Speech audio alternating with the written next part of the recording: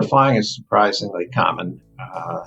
Estimates are 15% or more of the population simply won't fly as a result of fear of flying. And untold, unmeasured other millions fly with lots of difficulty that they dreaded ahead of time, and they drink too much on the flight and so on. But pure avoidance, people who just won't fly at all, it's believed to be about 15% of the population, which is a huge number.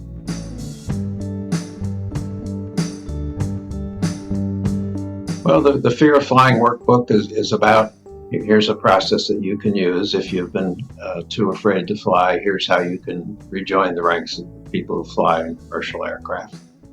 It's a step-by-step workbook to help you overcome that fear. And I think that the central unique feature of it is it leads people on a path of working with rather than against their fear of flying.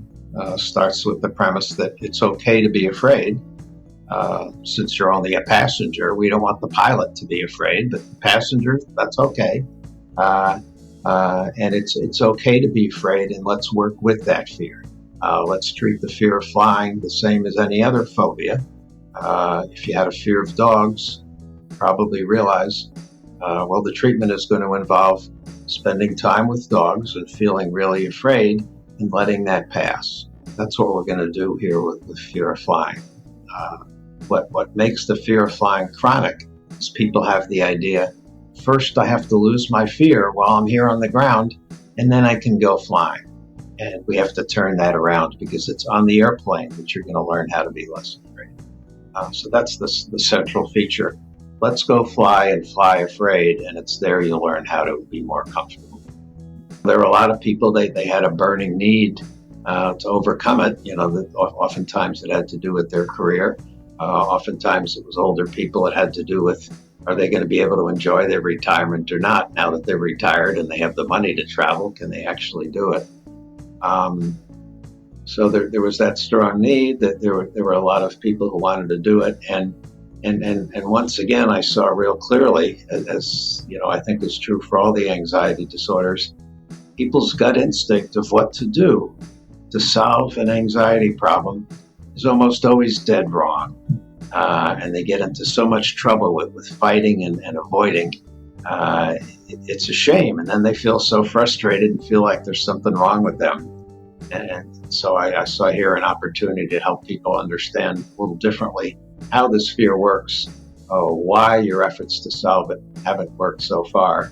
And here's a much more effective and elegant way that you can overcome it. The fault isn't with the person who's unable to fly.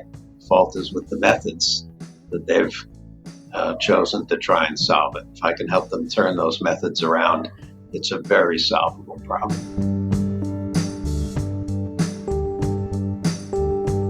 Generally, the way people naturally try and approach the fear of flying, there are unhelpful methods across the board with the anxiety disorders, and fear of flying is one of them.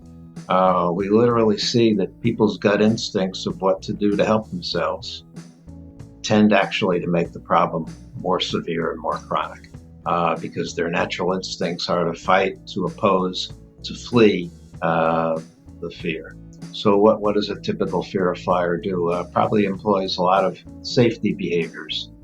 Maybe if they're afraid of turbulence, they'll watch the Weather Channel for weeks ahead of a flight, as if getting ready, getting the information they need to sit down with the pilot and the FAA, and we'll decide, can the flight take off today?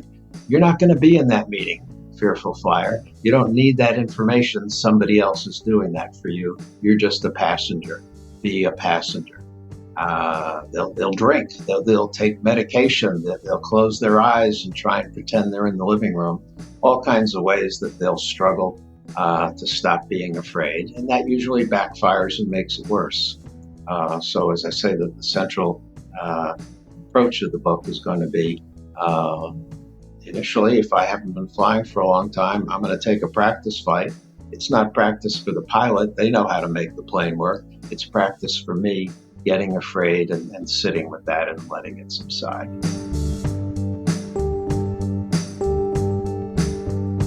Well, Well, the main thing that makes it successful is generally the methods that they're trying are unsuccessful because they just plain don't work. They make it worse rather than better. And so the methods I'm offering them, let's plan on being afraid. Let's have some ways in mind that you will respond when you're being afraid. Keep a list of what you're afraid of, and you'll do some journaling, and you'll have some breathing. Let's work with the fear. That's generally much more successful because fighting a fear just plain doesn't work. And that's generally a person's gut instinct. Let me prevent myself from getting afraid. It's too late. You're already afraid. So that's why they work. These are much more organically about what's useful to respond to my own emotions.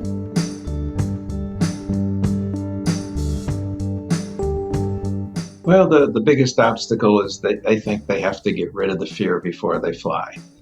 And they'll probably experience this not just on the plane, but for days, weeks, months ahead of a flight, where they have terrible anticipation. And they keep picturing and imagining what it's going to be like when they get on the plane. And they're desperately trying to have a picture in their mind of how can I be cool, calm, and collected when I get on there. Well, you probably can't. You certainly can't picture that so effectively ahead of time. And it's not going to be essential. In fact, it's going to be more desirable to practice with the fear.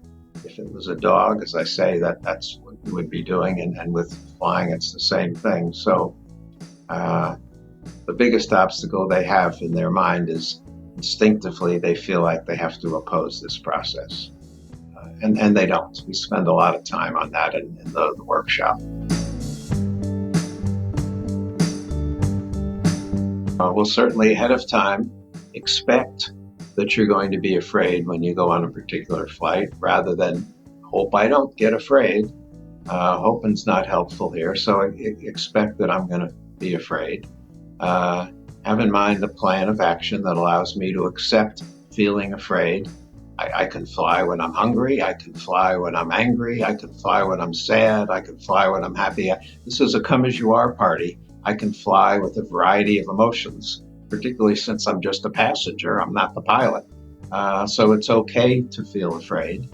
And during the flight, when I get the fear that I expect, I want to have some things to do. I want to be able to break the fear into its component parts and notice what physical sensations I'm having, which is different than what thoughts am I having, which is different than what fearful behaviors am I exhibiting, maybe grabbing the armrest, maybe closing my eyes, rolling over into a crash position. I want to be able to inventory all my instinctive responses to the anxiety and probably have a very different way of responding.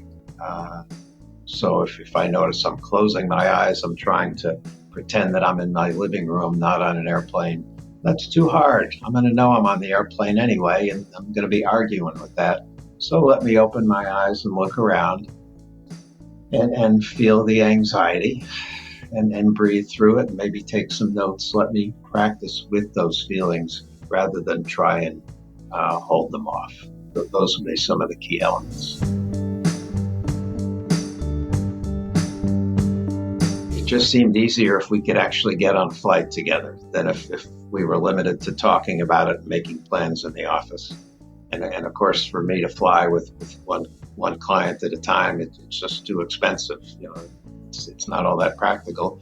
But I figured, if I could, get together a group of 5 to 10 people, we could have a workshop. I could get them ready for the flight, and then we could all go on the flight together. And then I can coach them actively while we're there. That would be a nice way to go. This is a more treatable problem than I realized ahead of time.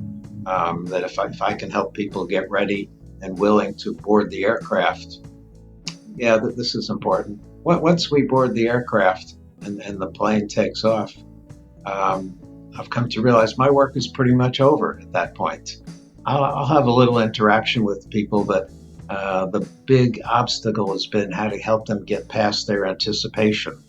that leads them to cancel the flight, how to help them get past that idea that they have to protect themselves somehow. If I could just help them get on the plane and sit down, they can pretty much deal with everything just from what we've done in the workshop. It's interesting how little is required once you've helped a person out of the posture of trying to fight that fear off. Once they stop fighting the fear, everything else comes much more naturally. We'll take a round trip flight typically. We'll leave Chicago and fly about an hour and come back. And the return flight is such a big difference to them from the outbound flight.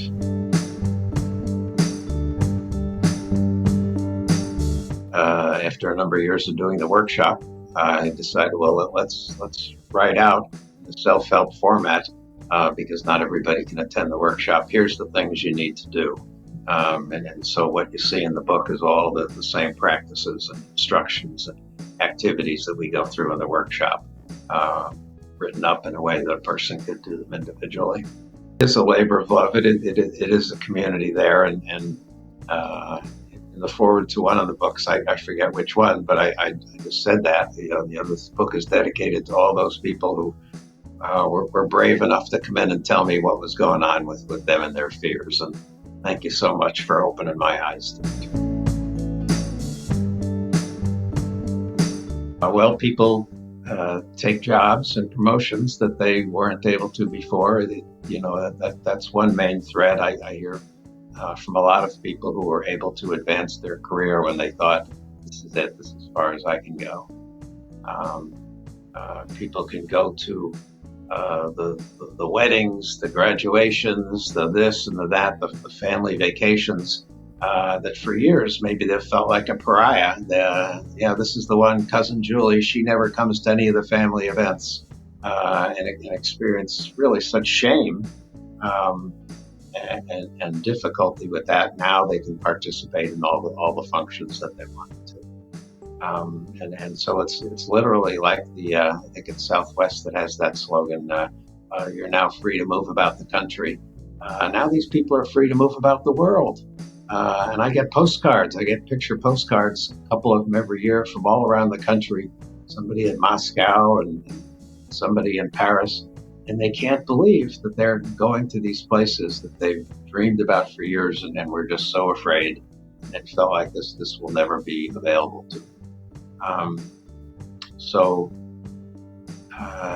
In addition, as a result of being able to make all those trips, not only do they have the job, not only do they have the family events, but they come to realize, wow, I'm a stronger, more capable, more effective person than I ever dreamed possible. Now I can do this stuff, and it's like nothing.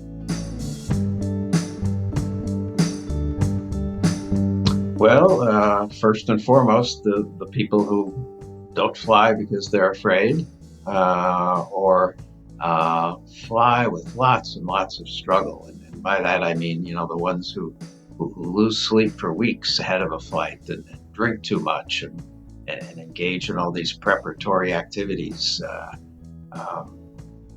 trying to somehow ward off the fear. That's the primary audience. The family and friends and loved ones of folks who would be traveling with you if only they could find a way. This book is for those people who used to say things like, come on, it's nothing, I'll hold your hand, or don't be afraid. All that useless, counterproductive advice. Now you can read this and maybe help them understand, all right, if you're afraid, that's okay. It's okay to be afraid as a passenger, and here's how to occupy yourself with that. And also, I think professionals who, psychotherapists mostly, who are likely to encounter people with the fear of flying, ought to read this. For most people who don't have a fear of flying, and maybe don't know anybody who's really afraid of flying, they're going to tend to assume, well, fear of flying, you're afraid of crashing and dying. And it's so interesting. 2/3 of fearful flyers aren't concerned about crashing at all.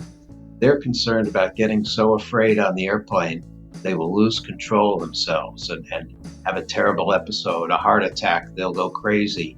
There'll be that guy that acts out and gets duct taped to the chair by the other passengers, turns up on the 6 o'clock news. That's who's afraid of flying. So, in order to be of any help to people who are afraid of flying, that's a big piece that has to be recognized. Let me figure out what they really are afraid is going to happen, because that assumption they're afraid of safety, right off the bat, that prevents you from being able to help them if you don't understand what they're really afraid of.